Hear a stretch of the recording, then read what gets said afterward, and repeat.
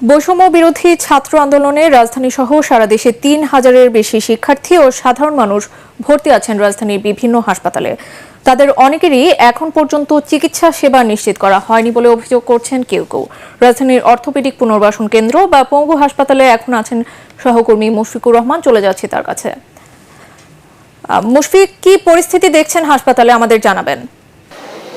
শাফি, এই মুহূর্তে আমি আছি জাতীয় অর্থোপেডিক হাসপাতাল এবং পুনর্বাসন প্রতিষ্ঠান নিটোরে।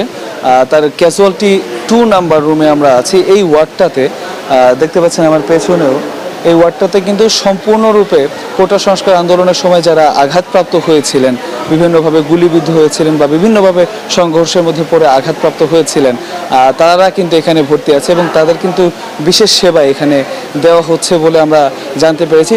সম্পূর্ণ ওয়ার্ডটা কিন্তু শুধুমাত্র এই সংঘর্ষে যারা আহত সেই রোগী দিয়েই কিন্তু ভরা। কারো কারো পায়ে গুলি লেগেছে, কারো হাতে লেগেছে এবং বিভিন্ন স্থানে গুলি লেগেছে, অথবা প্রহারের কারণে তাদের হাত পা ভেঙে গেছে, এমন রোগীরাই কিন্তু এখানে ভর্তি আছেন। এবং আমরা ডক্টরদের সাথে কথা বলেছি, তারা বলেছেন যে রোগীরা যখন এখানে এসছেন তাদের এই জটিলতা নিয়ে বা এই সমস্যা নিয়ে, তারা কিন্তু সাথে সাথেই তাদেরকে আসলে সেবা দেওয়ার চেষ্টা করেছেন এবং সেবাটা নিশ্চিত করেছেন এবং অনেককেই তারা অনেকটা সুস্থ করে তুলেছেন বলে আমাদেরকে জানিয়েছেন। তবে বেশ কিছু রোগী আছে যাদের অবস্থা আসলেও খুবই খারাপ বা আশঙ্কাজনক। তাদের মধ্যেও একজনের সাথে আমরা একটু কথা বলতে চাই, কিভাবে তিনি আঘাতপ্রাপ্ত হলেন। আপনি কিভাবে আঘাতপ্রাপ্ত হলেন আমাকে একটু জানাবেন।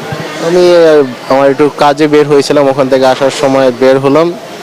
এখন আমার ফ্রেন্ডসকে দেখছিলাম, ওখানে একটু দাঁড়া হয়েছিলাম, তখনই হঠাৎ করে গুলি ছুড়লো, তখনই লেগে গেছে একটা।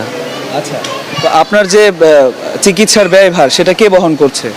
প্রথমত আমাদের সরকার থেকে আসলো, পরে আমার বাবা জানে, কারণ খরচটা তারা করতেছিল। তো আচ্ছা, এখন তো দেশে নতুন সরকার আসবে, তো তার প্রতি আপনার কি আবেদন? আগের সরকার তো ঘোষণা দিয়েছিল চিকিৎসার ব্যয়ভার বহন করবে, এখন তো সে যেহেতু নেই বা পদত্যাগ করেছে, তো নতুন সরকারের কাছে আপনার কি আবেদন?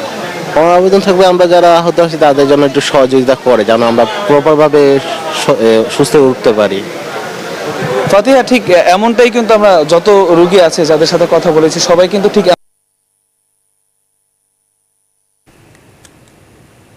বিশাল আসলে ব্যয়ভার, কারণ তারা যেভাবে আঘাতপ্রাপ্ত হয়ে টাকায় আসলে এই চিকিৎসা হওয়া সম্ভব নয়।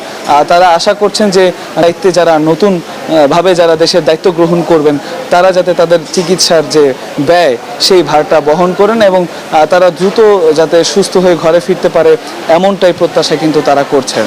এই ছিল এখনো পর্যন্ত আমার কাছে সর্বশেষ।